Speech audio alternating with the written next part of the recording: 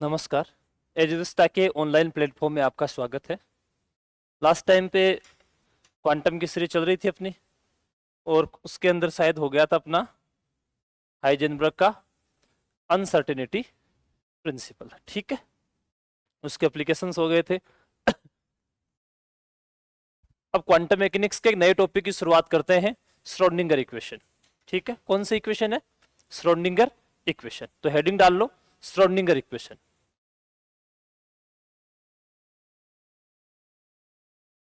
Schrödinger's या Schrodinger equation ही लिख लो।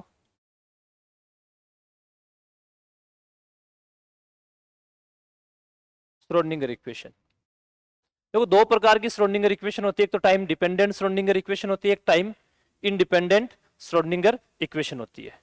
In time dependent और टाइम इंडिपेंडेंट श्रोडिंगर इक्वेशन अपने पास कब कब आती है, उन केसेस की स्टडी करते हैं हम लोग। देखो सिंपल मैं बात करूं, किसी संरक्षित बल क्षेत्र के लिए, कंजर्वेटिव फोर्स फील्ड के लिए मुझे एक्चुअल में पोटेंशियल एनर्जी लेनी है। ठीक है, पोटेंशियल एनर्जी लूंगा, इसका मतलब अपने पास में क्या आना चाहिए? कोई ऐसा फील्ड आना चाहिए, ऐसा फोर्स आना चाहिए जो कंजर्वेटिव नेचर का हो। ठीक है, उसी केस में हम लोग क्या लिख सकते हैं?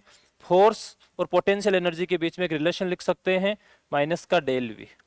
ये पोटेंशियल एनर्जी पोजीशन पे डिपेंड कर सकती है और किस पे डिपेंड कर सकती है? टाइम पे डिपेंड कर सकती है। ठीक है, इस केस में अपने पास में टोटल एनर्जी किसके बराबर होती है? टोटल एनर्जी अपने पास में हो जाएगी kinetic energy plus potential energy.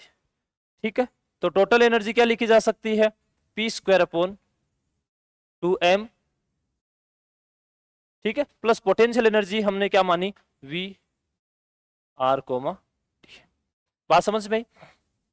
ये हम लोग क्लासिकल मैकेनिक्स से जानते हैं। ठीक है, ये सारी बातें हम लोगों ने किसके बेसिस पे कर ली? क्लासिकल मैकेनिक्स के बेसिस पे कर ली। अब हम लोगों ने कहा कि क्वांटम मैकेनिक्स है, उस क्वांटम मैकेनिक्स में जो पार्टिकल है वो पार्टिकल किसकी तरह बिहेव करता है भाई? एक वेव की तरह बिहेव करता है, यानी कि नेचर उसका कैसा है? ड्यूल नेचर है। तो पार्टिकल है तो उसके साथ में क्या होगा? एक वेव पैकेट होगा।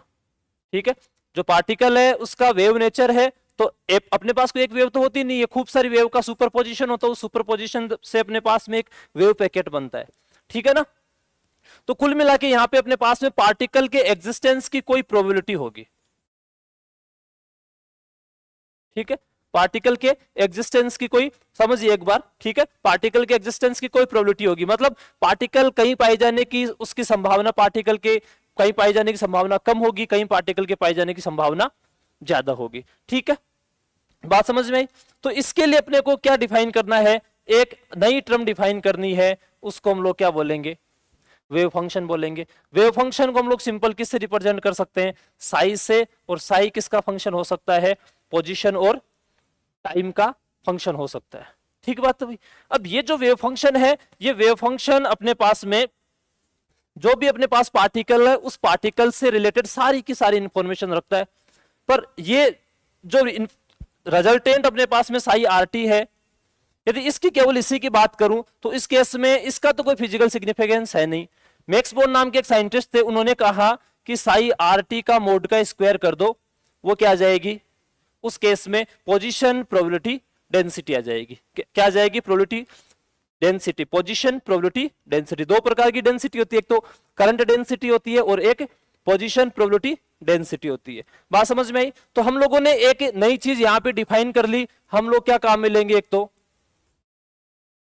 वेव फंक्शन काम में लेंगे। ठीक है, एक टर्म और काम में ली जाती है, उसको ऑपरेटर बोलेंगे।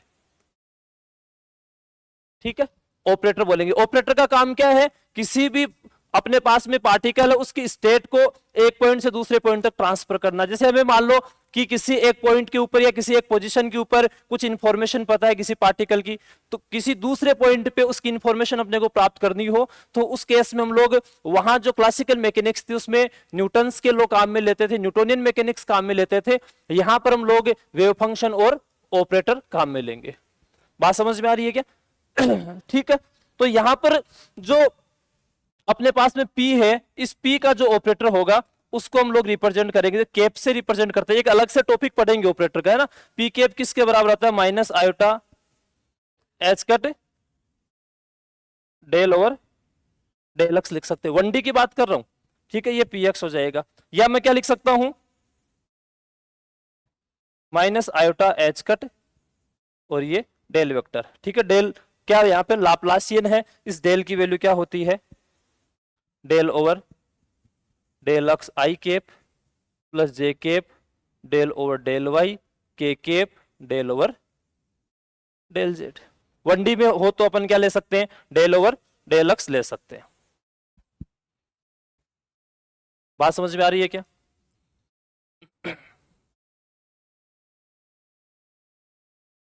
ठीक है, इसी प्रकार से ये जो v है, v किस पे डिपेंड कर रहा है, पोजीशन पे, और पोजीशन का जो वेक्टर ऑपरेटर होता है वो खुद पोजीशन ही होती है। तो यहां पर v केप क्या लिखा जा सकता है, v आर टी लिखा जा सकता है। कोई समस्या नहीं होगी, है क्या कोई समस्या? अब अपने को क्या करना, ये सारा यहां तक का काम क्लासिकल था, मैंने थोड़ा सा और अरेंजमेंट किया और मैंने कहा कि एक अपने पास में मोमेंटम है, तो मोमेंटम को हम सीधा नहीं लिखेंगे P equals to m v. Quantum mechanics में हमें मोमेंटम लिखने के लिए क्या करना है, एक ऑपरेटर फॉर्म काम में लेनी है, और मोमेंटम का ऑपरेटर कितना होता है, माइनस आयोटा एच का डेल ओवर डेल एक्स होता है, या minus iota h cut del. ठीक है, इसी प्रकार से अपने पास में जो एनर्जी है इसका मैं ले सकता हूं iota h cut del over del t. कुछ ये टर्म्स है, इन टर्म्स को अपने को यूज में लेना है, इसके बेसिस पे हम लोग श्रोडिंगर का equation, time dependent Schrodinger equation लिख लेंगे। बात समझ में आ रही है क्या? हो जाएगा। देखो यहां यदि m द्रव्यमान का कण तरंग सी कंजर्वेटिव है ना, तरंग सी बल क्षेत्र में कार्य कर रहा हो तो, ठीक है भाई, कोई समस्या यहां तक? अब इसको अरेंज करते हैं हम लोग। देखो अपने पास में एच साई किसके बराबर होता है, ई साई। सर ये एच क्या है, एच है अपने पास में टोटल एनर्जी का ऑपरेटर, ई उसकी कोई आइगन वैल्यू है। ठीक है, ये आइगन वैल्यू क्या होती है बाद में पढ़ेंगे, सारे फर्स्ट ग्रेड की तैयारी कर रहे हैं, इतना बेसिक सबको आइडिया है। मैं एच की बात करूं तो एच अपने पास में टोटल एनर्जी, तो उसमें एक तो काइनेटिक एनर्जी होनी है, एक कौन सी होनी है, पोटेंशियल एनर्जी। मैं दोनों को ऑपरेटर की फॉर्म में लिखना चाहूंगा यहाँ पे। पहले तो एक सिंपल लिख देता हूं, p square upon 2m plus v r vector comma t, और ये साई, साई भी किसका फंक्शन हो सकता है, आर का और टी का, और यहां पे आर और टी। अब आप कहोगे सर ये कोई डेरिवेशन कर रहे हो कि ना, f equal to m a का आप कोई डेरिवेशन करते हो क्या भाई? नहीं करते ना, न्यूटोनियन मैकेनिक्स के अंदर f equal to m a का कोई डेरिवेशन नहीं करते हैं, वो मूल सिद्धांत है। इसी प्रकार से क्वांटम मैकेनिक्स के अंदर जो श्रोडिंगर इक्वेशन है वो भी क्या है, फंडामेंटल थ्योरी है, फंडामेंटल प्रिंसिपल है, मूल सिद्धांत है। फिर ये क्यों कर रहे हैं, केवल अपने को ध्यान में रह जाए, याद रह जाए, ठीक है ना। पी की वैल्यू किसके बराबर, पी यहां पे कितना, minus iota h cut del, तो कितना लिख सकते हैं, minus h cut square del two over 2m plus v r comma T,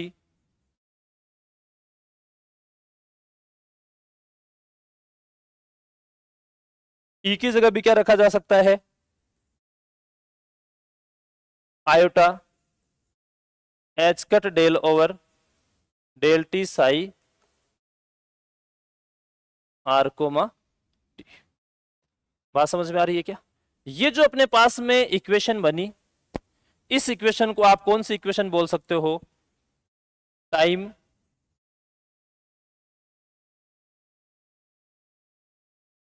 dependent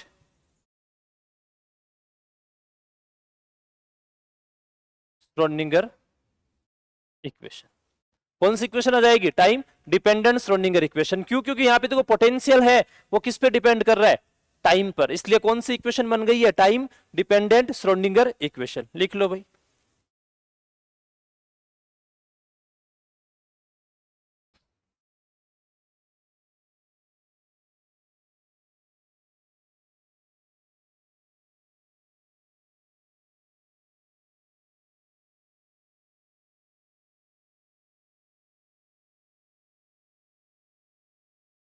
हो गया क्या?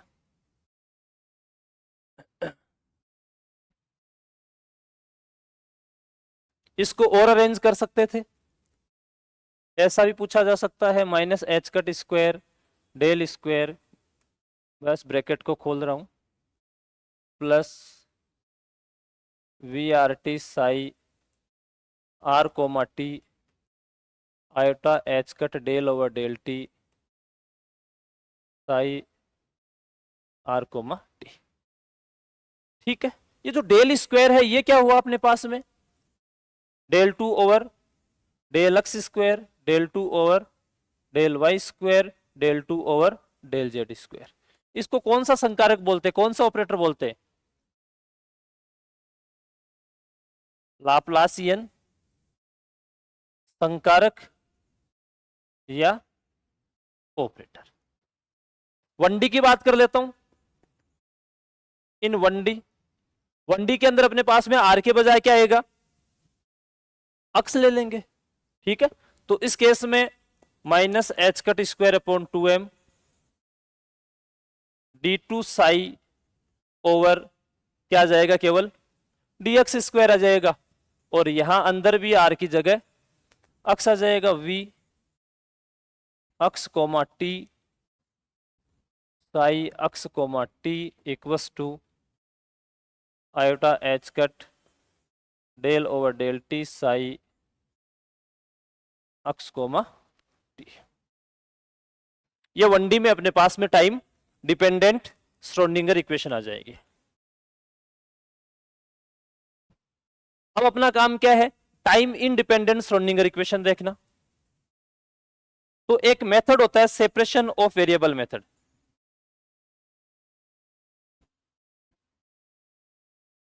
सेपरेशन ऑफ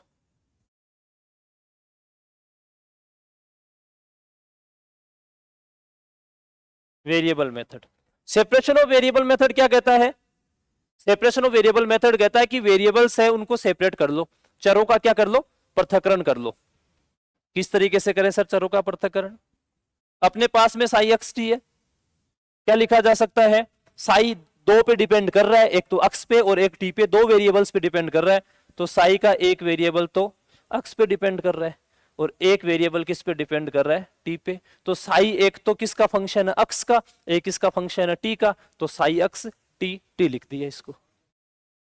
ठीक है, इसको अक्स भी ले सकते हो, कोई फर्क नहीं पड़ता है ना, पर मैं इसको साई लेके चल लेता हूं, साई अक्स टी, टी अपने पास आ जाएगा। रख दो इसके अंदर, डी टू साई और dx स्क्वायर करना है तो दो बार डिफरेंशिएशन करना है, टी पे तो फर्क पड़ना नहीं है, अक्स के रेस्पेक्टिव डिफरेंशिएशन कर रहे हैं तो टी तो कांस्टेंट है यहाँ पे। इस वाले केस में टी पे फर्क पड़ेगा तो del t over del small t हो जाएगा, जो साई अक्स है उस पर कोई फर्क नहीं पड़ेगा, डेल टू डेल, हाँ बिल्कुल, del psi over del t में एक बार डिफरेंशिएशन हो जाएगा टी के रेस्पेक्ट में। तो मैं क्या लिख सकता हूं, तो मेरे पास में minus h cut square upon 2m d two, अब देखो साई केवल क्या आ जाएगा, अक्स ओवर dx स्क्वायर, साथ में क्या बच जाएगा, टी टी बच जाएगा, प्लस v अक्स कोमा, ये डेरिवेशन क्यों कर रहा हूं, क्योंकि अपने को स्टेशनरी स्टेट सॉल्यूशन भी निकालने हैं, तो बाद में करेंगे, इसके बजाय यहीं पे उसको निपटा लेते हैं, इसलिए थोड़ा सा डेरिवेशन कर रहा हूं, वरना तो टाइम इंडिपेंडेंट श्रोडिंगर इक्वेशन को मैं साथ में लिख देता, डायरेक्ट लिख लेते हैं ना, psi x t t equals to iota h cut del over del t, यहां तो टी के रेस्पेक्ट में होगा और साई एक्स कांस्टेंट रह जाएगा, डिवाइड बाई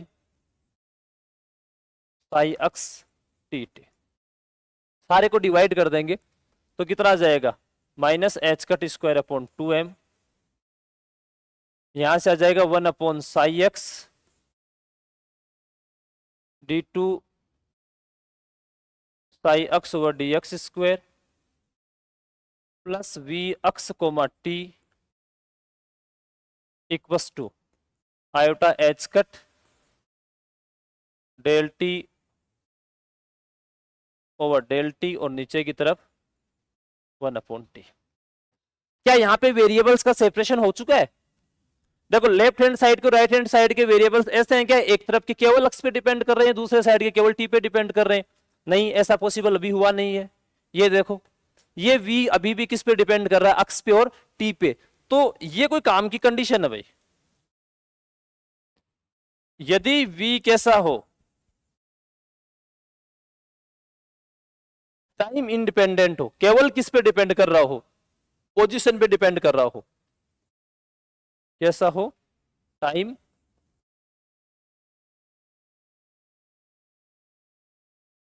इंडिपेंडेंट। ठीक है, तो उस केस में अपने पास में रिजल्ट क्या जाएगा,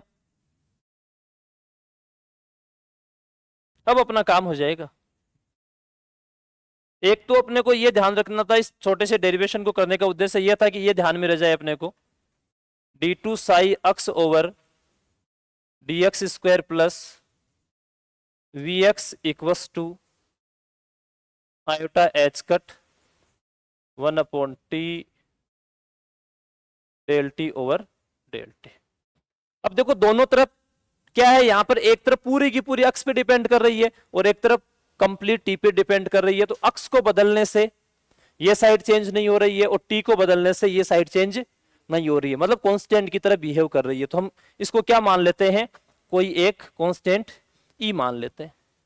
कौन सा कांस्टेंट मान लेते हैं, ई। तो इस केस में अपने पास में दो इक्वेशन आ जाएंगी, एक तो आ जाएगी iota h cut del t over t upon में टी इक्वस टू ई आ जाएगा।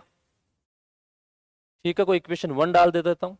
दूसरी इक्वेशन अपने पास क्या आ जाएगी, minus h cut square upon 2m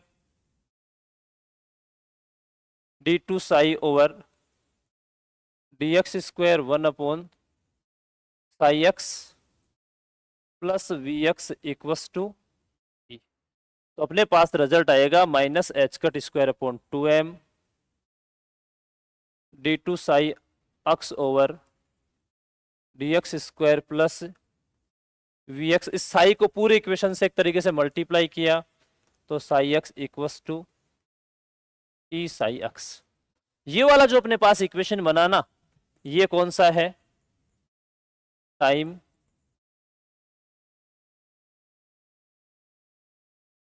independent Schrodinger equation. ठीक है, कई बार इसका एक अलग फॉर्मेट भी पूछ लिया जाता है, d2 psi over dx square plus minus h cut square upon 2m को इधर लेके चला जाता हूं तो 2m upon h cut square e minus v psi equals to 0। v यहां पे किस पे डिपेंड कर रहा है भाई, केवल अक्स पे डिपेंड कर रहा है ना, साई अक्स इक्वस टू 0। ये वाला फॉर्मेट भी कई बार पूछ लिया जाता है, ये भी अपने पास में श्रोडिंगर इक्वेशन है। इसी को 3D में लिखते तो d2 और dx स्क्वायर की जगह क्या लिख देते, डेल स्क्वायर, है ना। अभी लिखा था ना थोड़ी देर पहले, ये वाला 1D में डेल टू और डेल एक्स स्क्वायर था, 3D में डेल स्क्वायर। ठीक है, लाप्लासियन ऑपरेटर को लिख रहे थे, तो कितना del square psi plus 2m upon h cut square e minus v x psi x equals to 0। पीछे वाला लिख लिया क्या,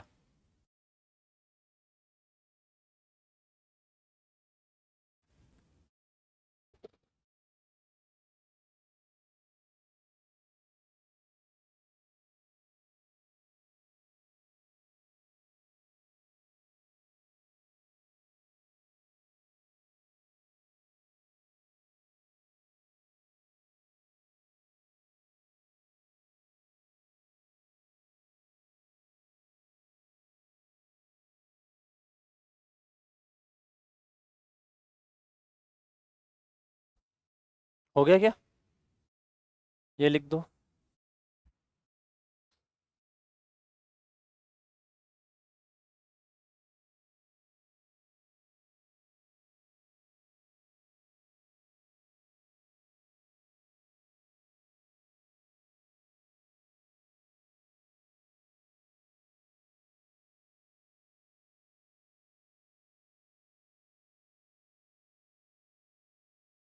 हो गया क्या?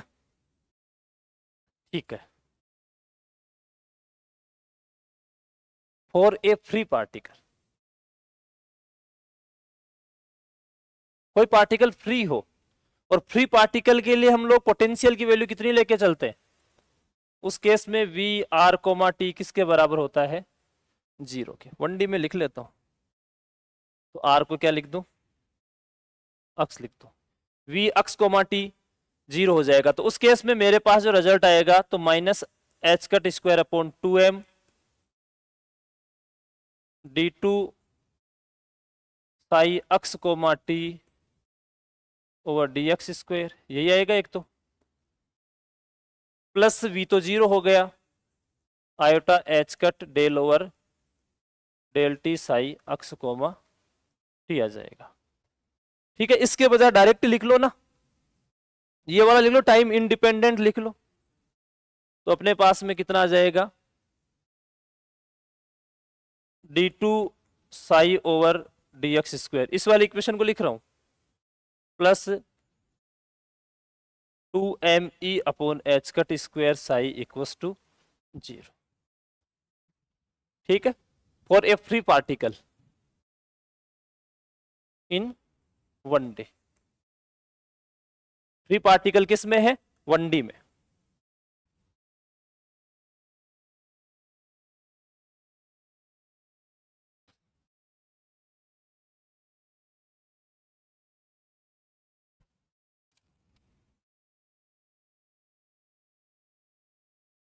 लिख लिया क्या?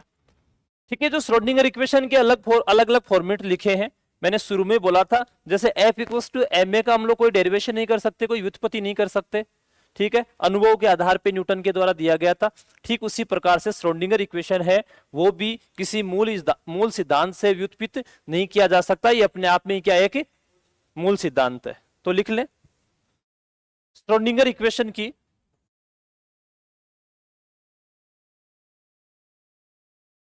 श्रोडिंगर इक्वेशन की किसी मूल सिद्धांत से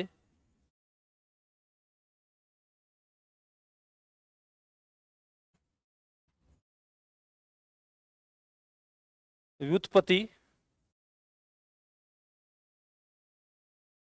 नहीं की जा सकती,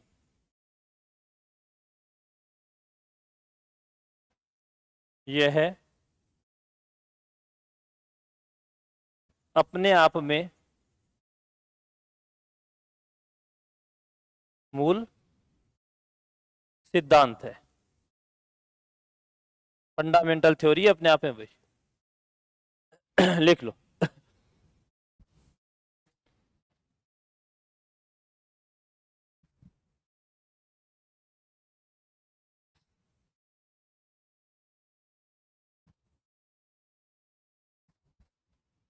चले आगे।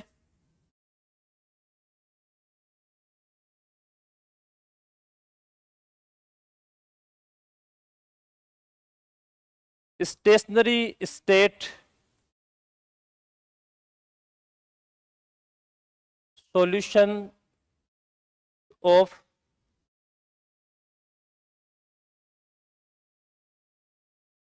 Schrodinger equation.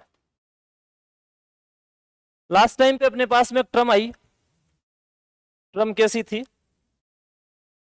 ये वाली, iota h cut 1 upon t del t over del t किसके बराबर था? ई के बराबर। तो कितना लिख सकते हैं? Iota h cut del t over small t upon में टी किसके बराबर? ई के। थोड़ा सा रीअरेंज कर लो, डेल टी ओवर टी कितना? Minus iota e upon h cut del t. Integration करते हैं, इंटीग्रेशन करने से ये वाला अपने पास में आ जाएगा l n t equals to minus iota e t upon में एच कट प्लस कोई कांस्टेंट भी लेना पड़ेगा, एल एन सी मान लेता हूं, तो यहां से टी आ जाएगा c exponential minus iota e t upon h cut. ठीक है भाई, टी किसका फंक्शन है? स्मॉल टी का फंक्शन है। ये रिजल्ट आएगा। इस केस में जो साई है, साई अक्स टी किसके बराबर आता है? Sai x T T. यदि आर लिखो तो यहां आर लिख सकते हैं, तो साई अक्स कोमा टी किसके बराबर? Psi x exponential minus iota e t upon h cut साथ में सी। सुविधा के लिए मैं सी को क्या मान लूं, या जरूरी नहीं है सुविधाएं ले अपन, रख ही लेता हूं।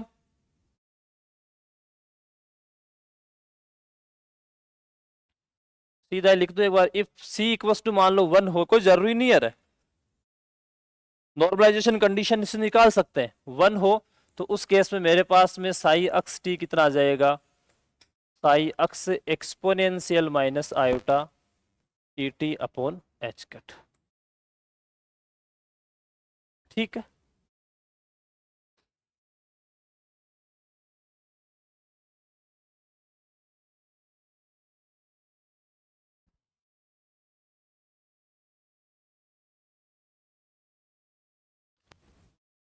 हो गया क्या?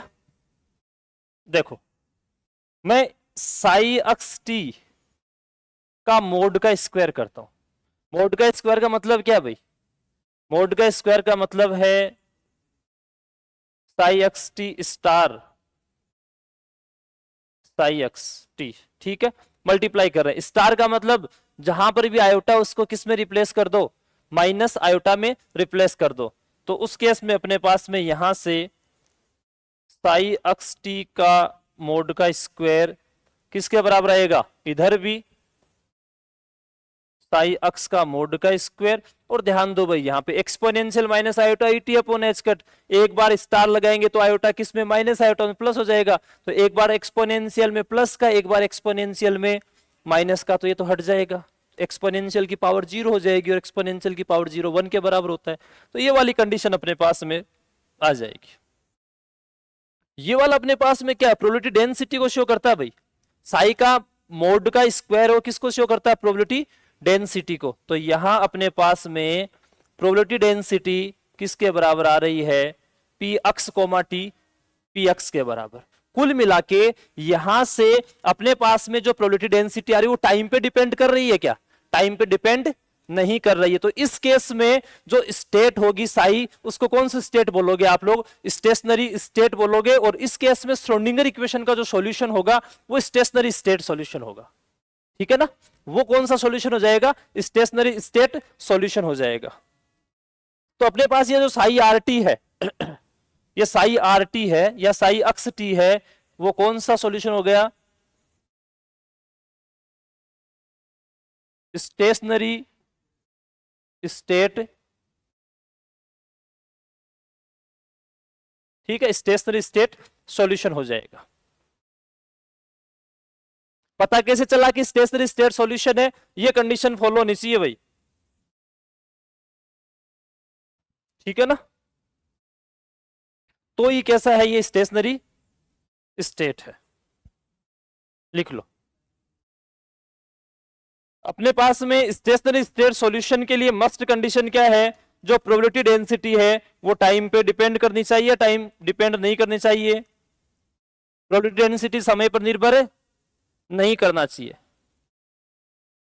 ठीक है, चलो आगे।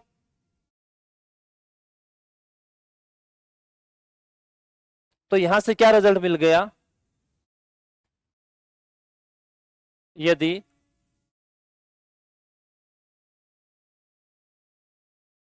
प्रोबेबिलिटी डेंसिटी टाइम पर डिपेंड नहीं करे तो स्टेट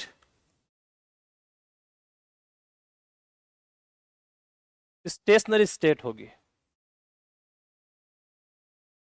स्टेशनरी मतलब स्थायी अवस्था होगी, उस केस में फलन होगा स्थायी अवस्था फलन।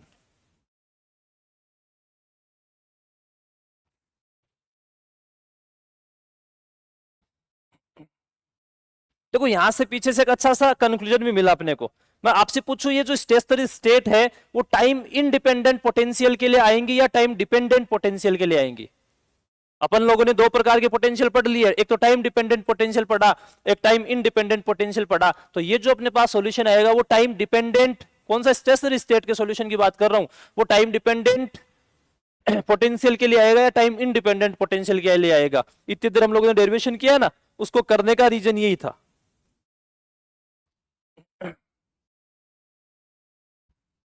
देखो ये वाले जो अपने पास में रिजल्ट बने थे टी वाले, ये वाले रिजल्ट कब बने थे? जब Vx मैंने अलग कलर से लिखा इसीलिए टाइम इंडिपेंडेंट हो। तब हम लोग क्या कर सकते थे, सेपरेशन ऑफ वेरिएबल से यहाँ पे दोनों तरफ इक्वेशन में चरों का पृथक्करण प्रॉपर यूज करके कोई कांस्टेंट लिख सकते थे। तब अपने पास ये कंडीशन बन रही थी, यानी ये वाली कंडीशन बन रही थी, इक्वेशन 1 मैंने इसको मान रखा है। बात समझ में आई क्या? और उस केस में अपने पास में जो सॉल्यूशन है वो सॉल्यूशन कुछ इस तरीके से है टी का, और रिजल्ट लिखा तो इस तरीके से आया, और यहां अपने पास में ये कंडीशन प्रोबेबिलिटी डेंसिटी बनी। तो ये जो सॉल्यूशन एग्जिस्ट करेगा वो केवल और केवल किसके लिए एग्जिस्ट करेगा? टाइम इंडिपेंडेंट पोटेंशियल के लिए एग्जिस्ट करेगा। ठीक है, तो लिख लो भाई, अच्छी बात है ये।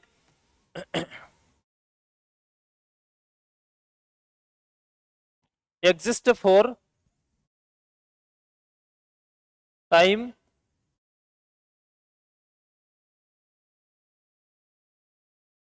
Independent potential, exist for time independent potential.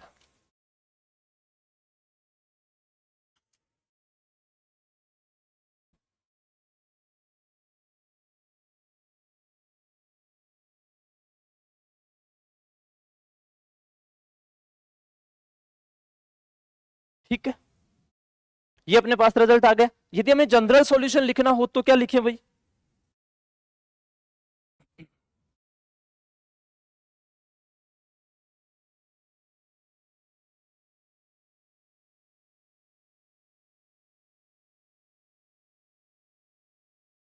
हो गया क्या रे?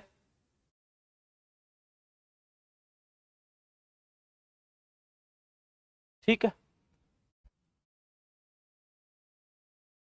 बात कर लेते हैं जनरल सॉल्यूशन की।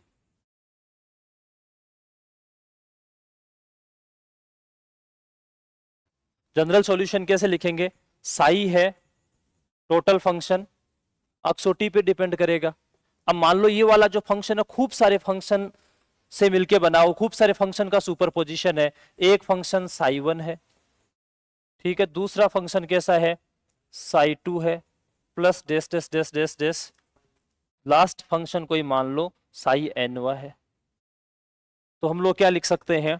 Sai x comma t equals to summation psi n x comma t लिख सकते हैं। अभी हम लोगों ने थोड़ी देर पहले साई निकाला, साई x कोमा टी किसके बराबर था? c Sai x exponential minus iota e t upon h cut. ये वाला जो सॉल्यूशन था ना वो एक ऐसे स्टेट के लिए था जिसमें एनर्जी कितनी थी, एनर्जी स्टेट कितनी थी, ई एनर्जी ई थी, और उसकी स्टेट कितनी थी? Sai x T. मैं एनवी स्टेट की बात करूं, ध्यान दो भाई, तो मैंने यहां पे क्या लगा दिया? एन। यहां पर एनवी स्टेट के लिए कोई कांस्टेंट सी एन, और उसके लिए position dependent function psi n, और उस स्टेट की एनर्जी सपोज कितनी? ई एन है। ठीक है,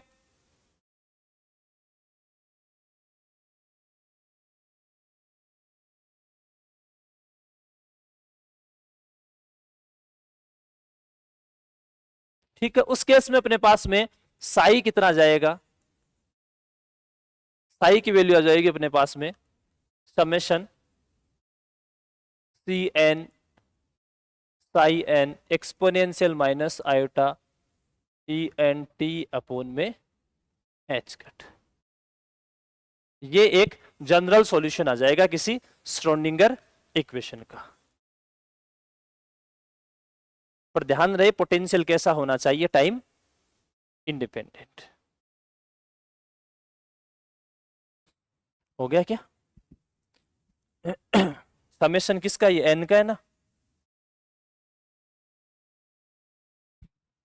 लिख लो लिख लो।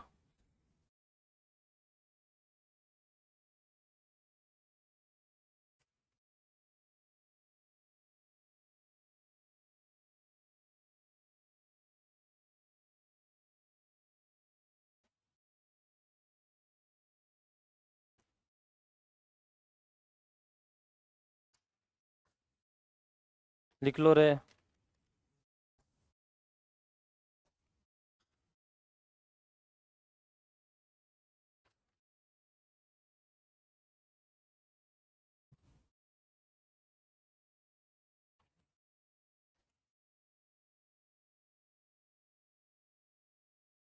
ठीक है,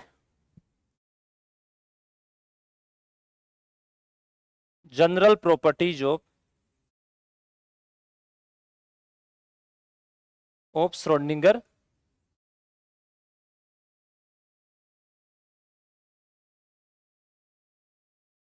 इक्वेशन। ठीक है, general properties of Schrodinger equation. देखो श्रोडिंगर इक्वेशन अपने पास में क्या थी,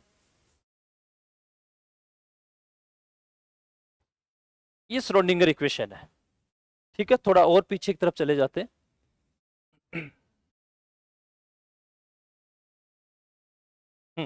ये श्रोडिंगर इक्वेशन अपने पास में यही है ना।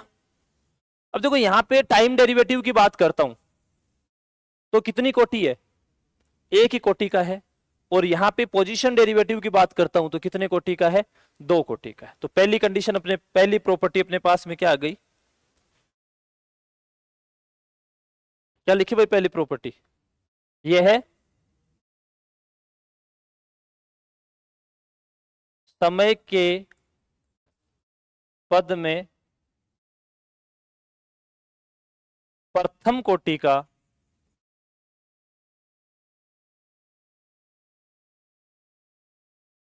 अवकल समीकरण है। यह समय के पद में प्रथम कोटि का अवकल समीकरण है। समझ में आई बात? एक कंडीशन और क्या होती है इसकी, यह है साई, साई वेव फंक्शन है। यह है साई में रेखीय समीकरण है, लीनियर इक्वेशन है भाई। लीनियर इक्वेशन का मतलब क्या है, psi equals to C1 psi 1 plus C2 psi 2, कुछ इस तरीके से लिख सके। तो वाली इक्वेशन कौन सी इक्वेशन हो जाएगी, लीनियर इक्वेशन। क्यों है ऐसा यहां पर, क्योंकि साई है और उसके अवकलज है, उनके डिफरेंशियल फॉर्म में साई है या d psi over d t या d two psi over d x square है। साई का होल स्क्वायर नहीं है, या उसका जो भी अवकलज है उसका डिफरेंशियल है उसका होल स्क्वायर नहीं है। ऐसा थोड़ी आ रहा है कहीं पे साई का स्क्वायर इस समीकरण के अंदर, ऐसा थोड़ी आ रहा है यहाँ पे D psi over d T का होल स्क्वायर, ऐसा थोड़ी आ रहा है। या ऐसा थोड़ी आ रहा है d two psi over d x square का होल स्क्वायर, ऐसा थोड़ी आ रहा है। ठीक है, इसलिए यह समीकरण कैसा समीकरण है, रेखीय समीकरण। साई में कैसा समीकरण है, रेखीय समीकरण। ठीक है, लिख लो, ये साई में रेखीय समीकरण है।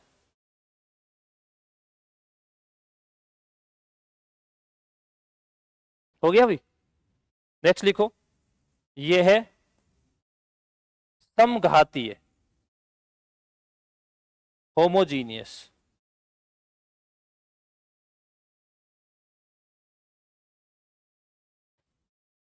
कैसा समीकरण है, ये समघातीय है, होमोजीनियस है।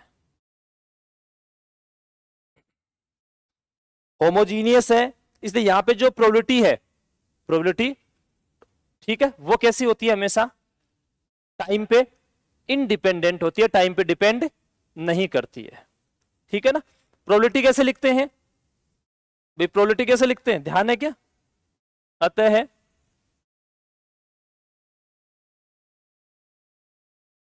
Probability, probability psi star psi d v, ये कैसा होता है, टाइम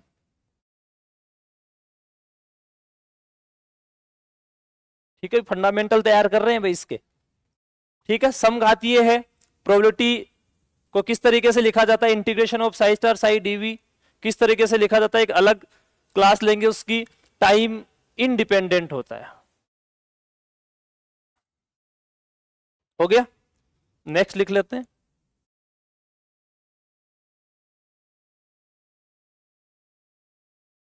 वेव पैकेट, ठीक है, भी इस समीकरण का, कौन सी का, श्रोडिंगर समीकरण का एक संभावित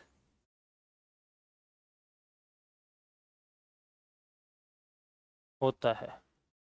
ठीक है, वह समतल तरंग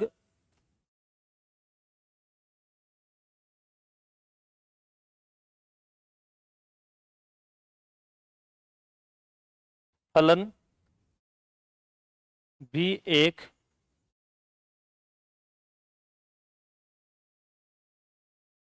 संभावित हल होता है। ठीक है, तरंग फलन होगा मतलब समतल तरंग फल भी है एक संभावित हल होता है, लिख लो।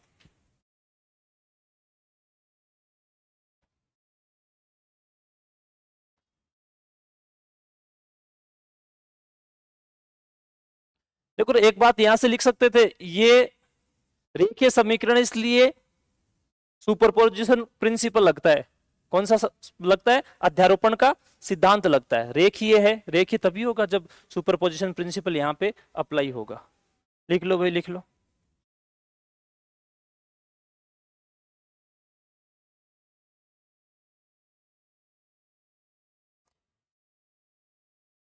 एक छोटा सा टॉपिक और पढ़ लेते हैं।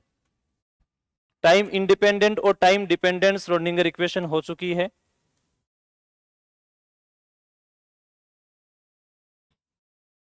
चलू रहा आगे।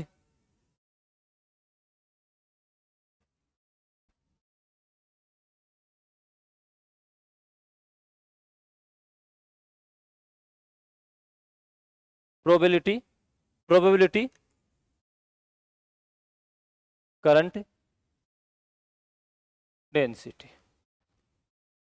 देखो एक अपने पास में समीकरण होता है, सातत्य समीकरण, continuity equation.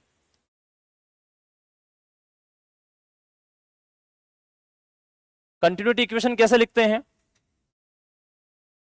Del p over del t plus del dot s equals to 0। ठीक है, ये कंटिन्यूटी इक्वेशन शो किसको करती है, शो कंजर्वेशन ऑफ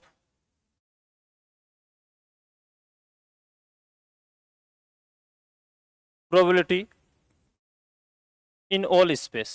जो संपूर्ण आकाश है उसके अंदर किसको शो करती है कंटिन्यूटी इक्वेशन, प्रोबेबिलिटी के कंजर्वेशन को शो करती है।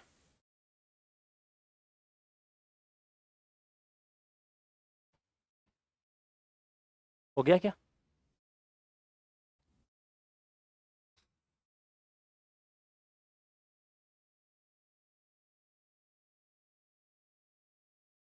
ठीक है। यहां जो हम लोगों ने P लिखा वो P क्या होता है, साई स्टार साई, थोड़ी देर पहले भी लिखा था, साई का, साई स्टार साई को साई का मोड का स्क्वायर भी लिख सकते हैं, और इसको बोलते हैं position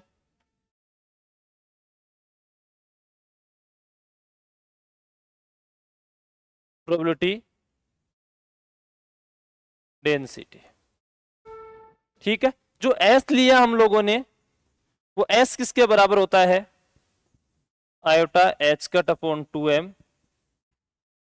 Sai del psi star minus psi star del psi. इस स्टार का मतलब क्या है, आयोटा को किससे रिप्लेस कर दोगे, माइनस आयोटा से रिप्लेस कर दोगे। ठीक है, इस S को क्या बोला जाता है,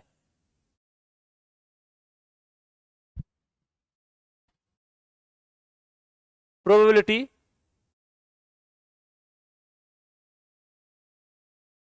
करंट डेंसिटी। ऐसा ही कंटिन्यूटी, जो कंटिन्यूटी इक्वेशन है वो आप लोग इलेक्ट्रोडायनेमिक्स में पढ़ते हो, है ना, 12th क्लास के अंदर। एस प्रोबेबिलिटी करंट डेंसिटी है।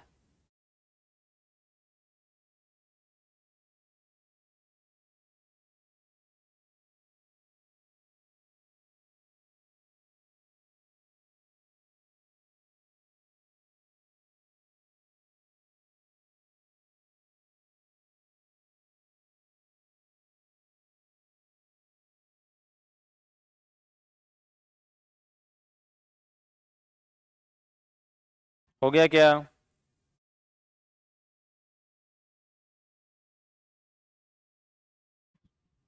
देखो एस को लिखने का एक तरीका और भी है, real part psi star minus iota h cut del upon m Sai.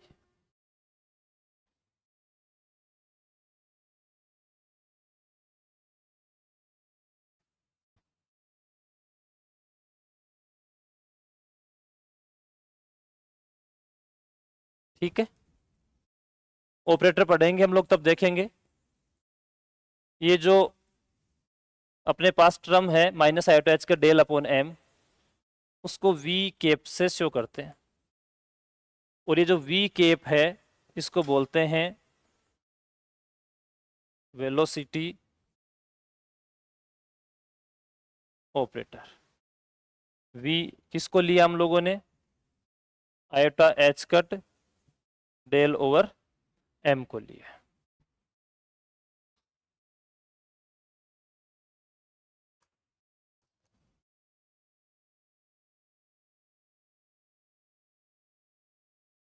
कोई समस्या?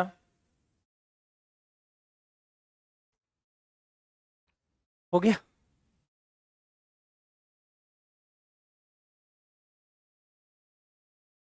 चलो क्वेश्चन कर लेते हैं। देखो भाई पहला question,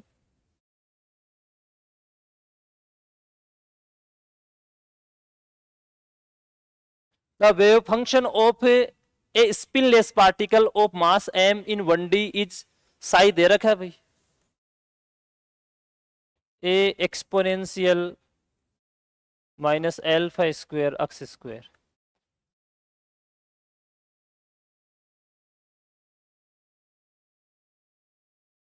exponential minus alpha square x square. E note दे रखा है, h cut square alpha square upon 2m। Potential पूछा है, क्या अप्लाई करोगे भाई?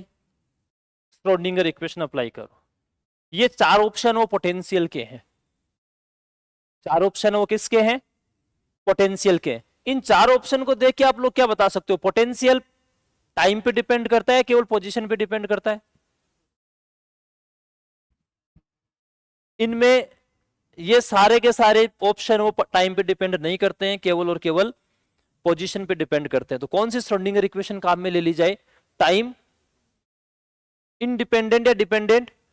टाइम इंडिपेंडेंट श्रोडिंगर इक्वेशन काम में ले ली जाए। तो क्या लिख सकते हैं? टाइम इंडिपेंडेंट श्रोडिंगर इक्वेशन क्या थी भाई? Minus h cut square upon 2m, 1D में है ना, ये अक्षीय है, तो d2 psi over dx square plus vx psi equals to e psi. यही था, डिफरेंशिएशन कर दो तो d साई ओवर dx क्या लिख सकता हूं? a exponential minus alpha square x square, इसका कितना जाएगा? Minus 2 alpha square x. तो अपने पास ये वाला वापस से साई बन गया ना, तो क्या लिखा जा सकता है? माइनस 2 एल्फा स्क्वायर अक्स साई। छोटा सा इक्वेशनर है, d2 psi over dx square लिख देते हैं। पहले तो minus 2 alpha square constant, psi constant, x का 1 हो गया, ठीक है। फिर कितना? यहाँ पे -2 अल्फा स्क्वायर अक्स और d psi over dx, d psi over dx की वैल्यू -2 अल्फा स्क्वायर अक्स, तो कितना आ जाएगा d2 psi over dx square equals to -2 alpha square psi -2 alpha square x वापस से माइनस का, तो माइनस तो प्लस हो गया, 2 अल्फा स्क्वायर अक्स ये साई। अब ठीक है, तो कितना आ जाएगा d2 psi over dx square equals to -2 alpha square psi plus 4 alpha की पावर 4 अक्स स्क्वायर साई। इस श्रोडिंगर इक्वेशन को यूज कर लो, यहां पुट अप कर दो भाई वैल्यू, तो कितना आ जाएगा -h⁻² d2 psi over dx square की जगह रखो वैल्यू,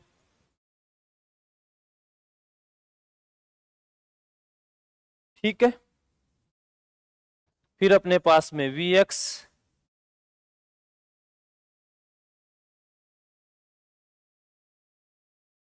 और ये psi equals to E psi, solve कर लो, 2 से 2 कट जाएगा, तो माइनस माइनस plus h⁻² alpha square upon केवल क्या बचा m बचा, इधर साई प्लस यहां से 2 से 2 गया, माइनस तो प्लस हो गया ना, सॉरी प्लस तो माइनस हो गया, ये माइनस h⁻² अल्फा की power 4 x square psi upon में 2 तो गया, m ऊपर कितना बचा 2 ही बचा भाई, plus v x psi equals to E कितना है दे रखा है h⁻² alpha square upon 2m दे रखा है, 2m ही है क्या भाई,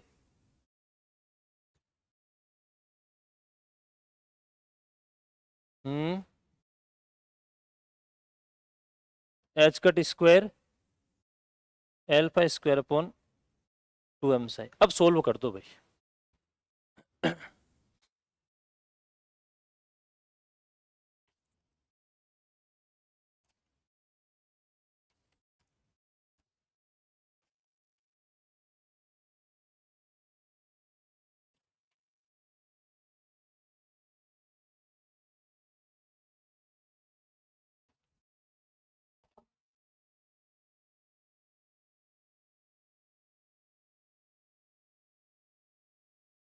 ये थोड़ा ध्यान दो,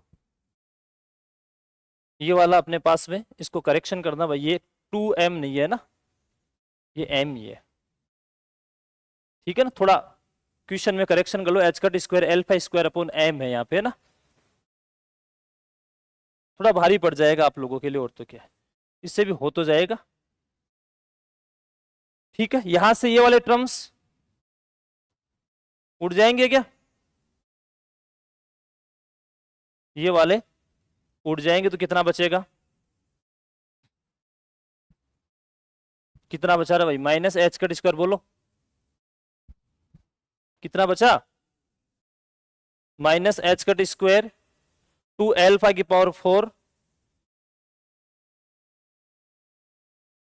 अरे सी तो आ रहा है, एक बार बताओ तो सही, अल्फा की पावर 4 अक्स स्क्वायर अपॉन में 2m इक्वस टू vx बच गया क्या, यही बचा ना, और अरे भाई h⁻² 2 भी तो है ना, h⁻² 2 अल्फा की पावर 4 अपॉन में m, यहाँ 2 नहीं है ना,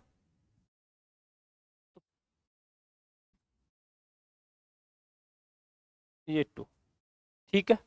आंसर तो ऐसा नहीं आ रहा अपना, आंसर को सुधारना पड़ेगा ना, आंसर तो ई नोट के पदों में आ रहा है, ई नोट कितना है h⁻² alpha square upon m है, तो यहां से देखो, सो क्या लिख सकता हूं, माइनस, ये तो प्लस हो गया ना, 2 h⁻² alpha square upon m में कितना लिख दूं ई नोट, फिर क्या बचा alpha square x square equals to V x आ रहा है क्या ऐसा कोई answer? V x equals to 2E0 alpha square x square,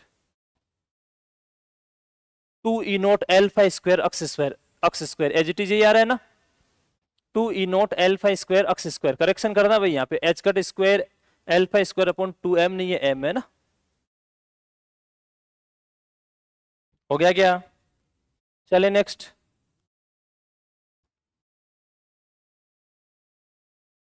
ऐसा इक्वेशन और कर लेते हैं। अपने को इस बार साई दिया गया है exponential minus iota a x plus b. ठीक है भाई, वही v पूछा है। The v x will be the form, कौन सी फॉर्म रखता है? यहां पर भी ऑप्शंस को देख रहे हो तो आप लोगों को क्या लग रहा है, अक्स पे डिपेंडेंसी है, तो श्रोडिंगर इक्वेशन वही टाइम इंडिपेंडेंट ले लो। तो सबसे पहले d psi over d x निकाल दो, तो रिजल्ट कितना, exponential minus iota a x plus b. तो एक बार ठीक है सा रहेगा, फिर आयोटा ए एक्स में एक्स का 1 हो जाएगा, माइनस आयोटा ए बचेगा, d two psi over d x square कितना, माइनस आयोटा ए का whole square minus iota a x plus B.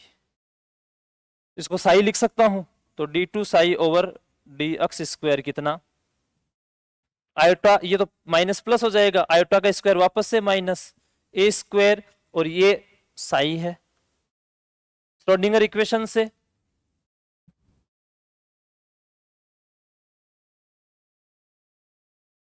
Schrodinger equation क्या है, minus h cut square upon 2m d two psi over d x square plus we x psi equals to E psi. ठीक है, रख दो भाई value.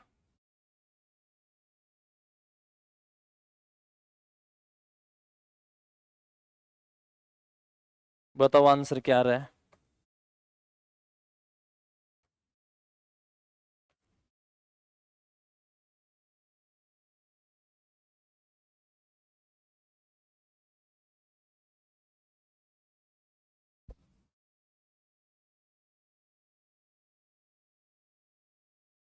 आ गया क्या? Option कौन सा लूं है? चलो रखते हैं, minus h cut square upon 2m, यहां से कितना, minus a square psi plus we x psi equals to E psi. तो रिजल्ट आ गया अपने पास में h cut square a square upon 2m, इस ई को भी इधर ले आऊं, माइनस ई, यहां से psi plus we x psi equals to 0। ये यार है। अब देखो h cut square a square upon 2m minus e तो कांस्टेंट है, अपने को तो v का अक्स का फंक्शन देखना है, तो यहां पे तो अक्स पे डिपेंडेंसी देख रहे हैं ना, तो यहां पे अक्स पे डिपेंडेंसी है क्या, यहां पर नहीं है, तो ऑप्शन थर्ड कौन सा ऑप्शन होगा यहाँ पे, सुटेबल ऑप्शन होगा। बात समझ में आ रही है ना? देखो ये वाला भी अक्स पे डिपेंड कर रहा है, ये वाले दोनों ऑप्शन भी अक्स पे डिपेंड कर रहे हैं, अपने पास तो यहाँ पे v है, इसमें ये वाला जो टर्म आया वो तो अक्स पे डिपेंड कर ही नहीं कर रहा है, ठीक है ना? तो कौन सा ऑप्शन सुटेबल होगा अपने पास में, ऑप्शन सी। लिख लो भाई।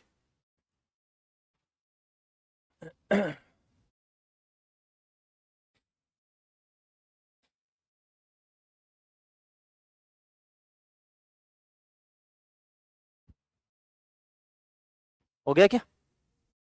नेक्स्ट पे आ जाए।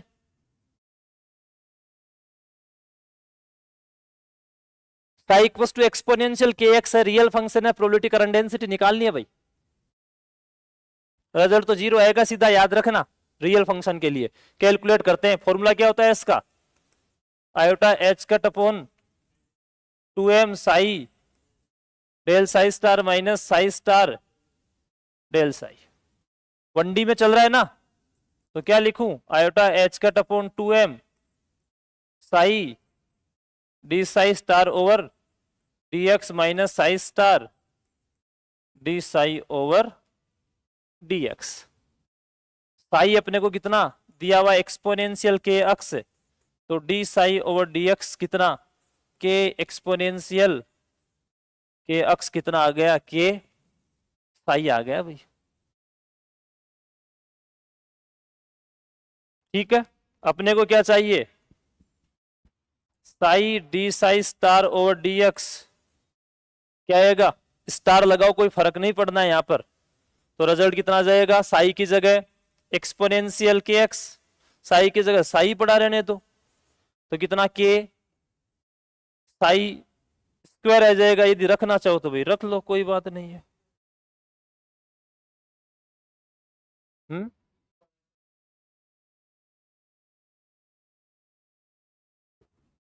हम्म ठीक है, वो भी बात ठीक है। हम्म हाँ बिल्कुल बिल्कुल बिल्कुल। देखो यहां से अपने को क्या मिल गया इस वाले केस में, साई स्टार किसके बराबर है साई के, और इस वाले दूसरे वाले केस में क्या मिल गया D psi star over d x किसके बराबर है D psi over d x के। ठीक बात है, सीधा ही हो गया काम अपना। तो कितना iota h cut upon 2m, psi को तो साई पढ़ाने दे दो, d psi star over dx को क्या हो जाएगा d psi over dx, psi star भी साई और ये d psi over dx, result कितना आ जाएगा 0। याद रखना भाई फॉर रियल फंक्शन, क्वेश्चन नहीं है, डायरेक्ट याद रख लेना। रियल फंक्शन के लिए जो प्रोबेबिलिटी करंट डेंसिटी की वैल्यू है वो किसके बराबर होगी 0 के। हो गया क्या, लिखो लिखो भाई।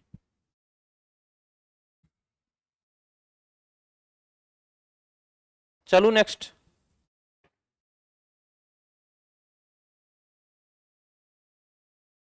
क्वेश्चन क्या था wave function of A particle moving in free space is given by, ठीक है क्या निकाला क्या पूछा है एनर्जी ऑफ पार्टिकल इज,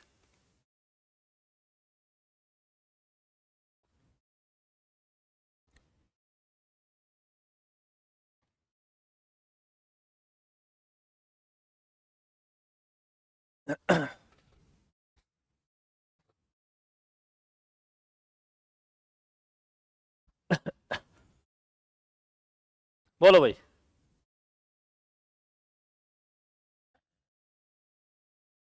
कैसे करोगे, देखो एक टर्म दी हुई अपने को फ्री स्पेस, फ्री स्पेस का मतलब पोटेंशियल की वैल्यू तो कितनी कर दोगे बस, अब समझ में आ जाना चाहिए।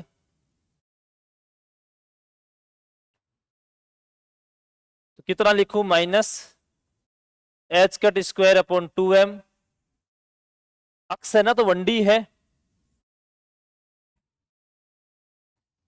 d2 psi over dx square plus 0 है पोटेंशियल, तो यहां से ई साई, बड़ा आसान है d2 ये h cut square upon 2m d2 psi over dx square equals to E Sai,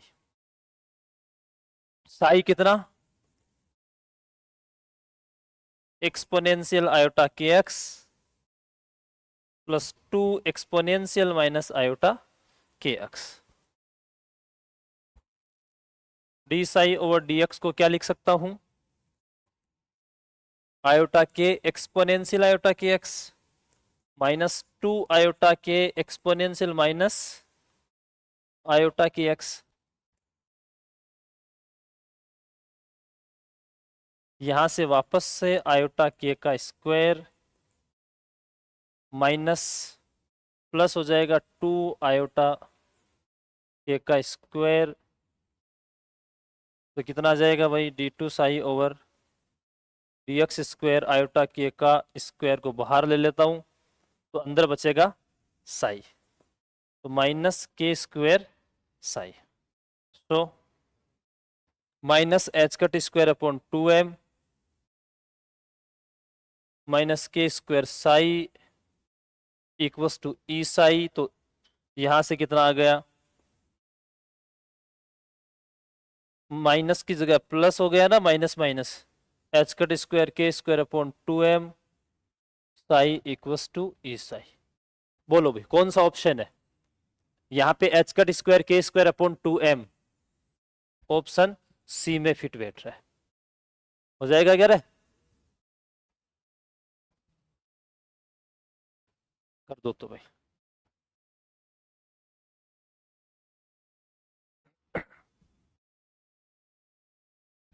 next चलो।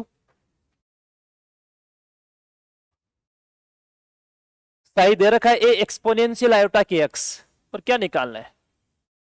प्रोबेबिलिटी करंट डेंसिटी, बड़ा आसान है। एस क्या लिख सकता हूं? Iota h cut upon 2m, 1d है ना, तो Sai d psi over d x, Sai star d psi over d x. इसका भी, इसको भी सीधा ही करोगे क्या? इसमें तो कैलकुलेशन करें। ठीक है तो भाई D psi over d x कितना? ए iota k exponential iota k x. यहां से साई स्टार कितना? ये तो कोई कांस्टेंट है, आयोटा माइनस का, आयोटा की जगह क्या आ जाएगा? माइनस का iota. D psi star over d x कितना? ये कोई कांस्टेंट है, के आयोटा, तो आयोटा किसका? माइनस का, यहां पर भी आयोटा माइनस का के एक्स। तो एस कितना आ जाएगा? Iota h cut upon 2m भाई, साई की जगह ए exponential iota k x, d psi star और डी एक्स कितना? माइनस ए स्टार आयोटा के माइनस आयोटा के एक्स, फिर साइन माइनस का, साई स्टार कितना?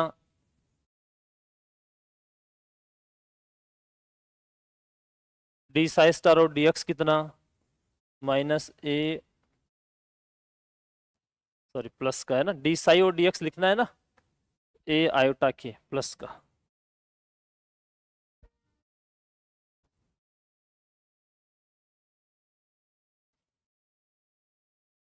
हो गया क्या रे? Iota h cut upon 2m fast हो गया अब। तो ये ए स्टार तो ए का मोड का square, exponential iota k x और माइनस ये तो क्या हो गया? एक्सपोनेंशियल में पावर 0, तो 1 हो गया। आयोटा के दोनों तरफ कॉमन आ रहा है, तो आयोटा के को तो बाहर ले लो। ठीक है, यहां साइन किसका? माइनस का, फिर वापस से माइनस का ए स्टार, ए तो वापस वही ए का मोड का स्क्वायर, और वही सेम यहाँ माइनस और ये वाला प्लस, तो पावर कितनी? 0, तो वैल्यू किसके बराबर? 1 के।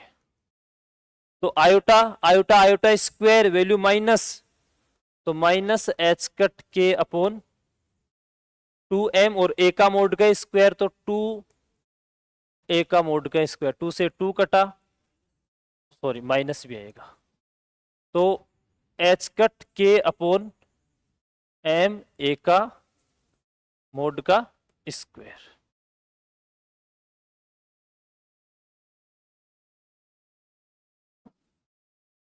ठीक है, ये एच कट के क्या होता है, कुछ ध्यान है क्या?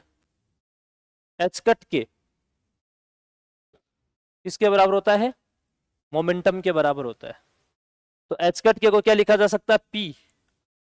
ठीक है, अपोन में एम, और पी अपोन एम को क्या लिखा जा सकता है? बोलो, पी अपोन एम को क्या लिख सकते हो? अरे p equals to m v, तो वेलोसिटी लिखी जा सकती है ना। ठीक है, हो गया। नेक्स्ट क्वेश्चन पे आ जाओ। इस बार सही दिया हुआ exponential iota k r upon में r, calculate probability current density. बोलो भाई।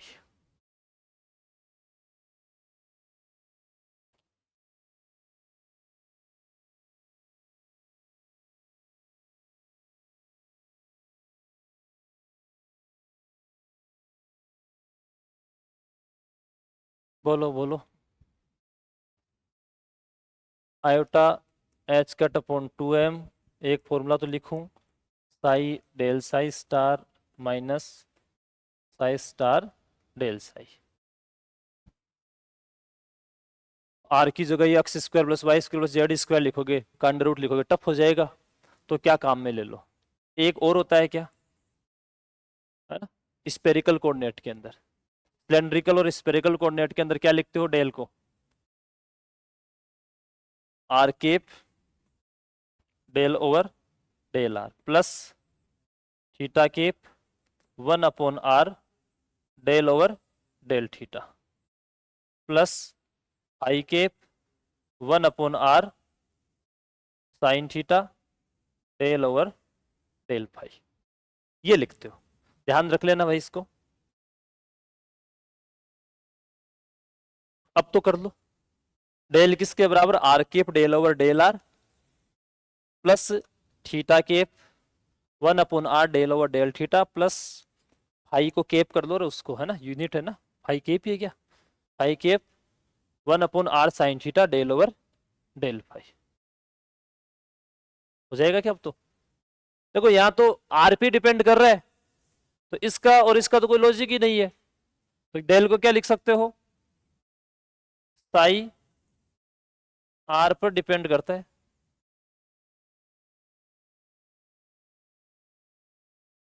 तो इसका मतलब डेल क्या लिखा जा सकता है, r cap del over del r. अब सेम क्वेश्चन हो गया पहले वाला, तो एस किसके बराबर, iota h cut upon 2m psi del psi over del r minus psi star del psi over del are.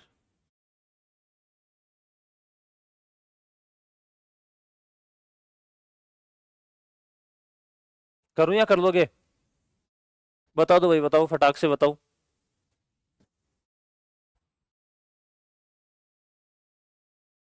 क्या लिखूं,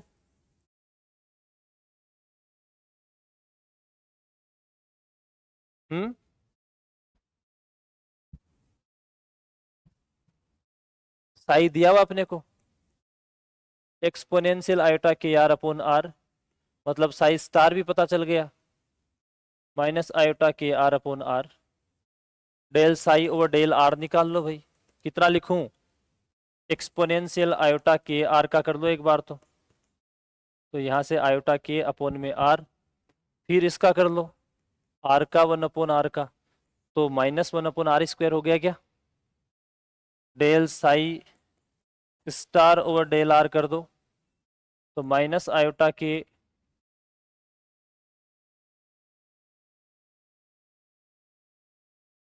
exponential minus iota k r upon r minus iota k r upon r square. तो S कितना आ जाएगा, iota h cut upon 2m psi की जगह iota k r upon r, फिर लिखो भाई del psi star over del r, तो कितना minus iota k r upon are,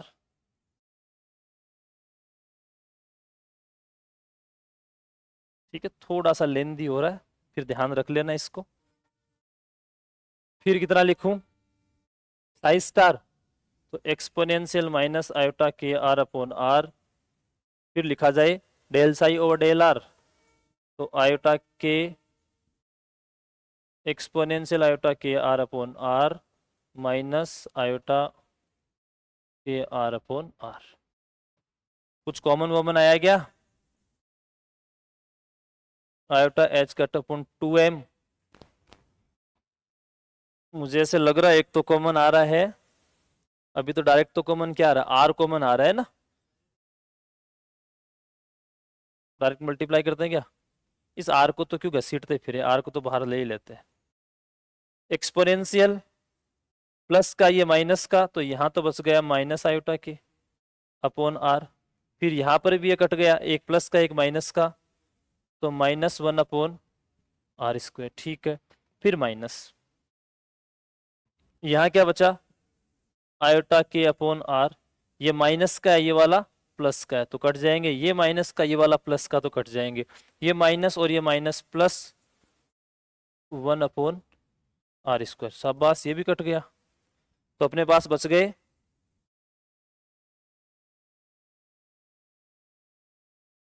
तो एस कितना, iota h cut upon 2m, क्या बचा भाई, माइनस का 2 आयोटा के अपॉन आर बच गया ना, माइनस का 2 आयोटा के अपॉन आर, और बाहर एक आर और पड़ा है, 2 से 2 उड़ा, एच कट के अपॉन mr², आयोटा और आयोटा का स्क्वायर तो -1 माइनस माइनस कितना प्लस, एच कट के अपॉन mr²,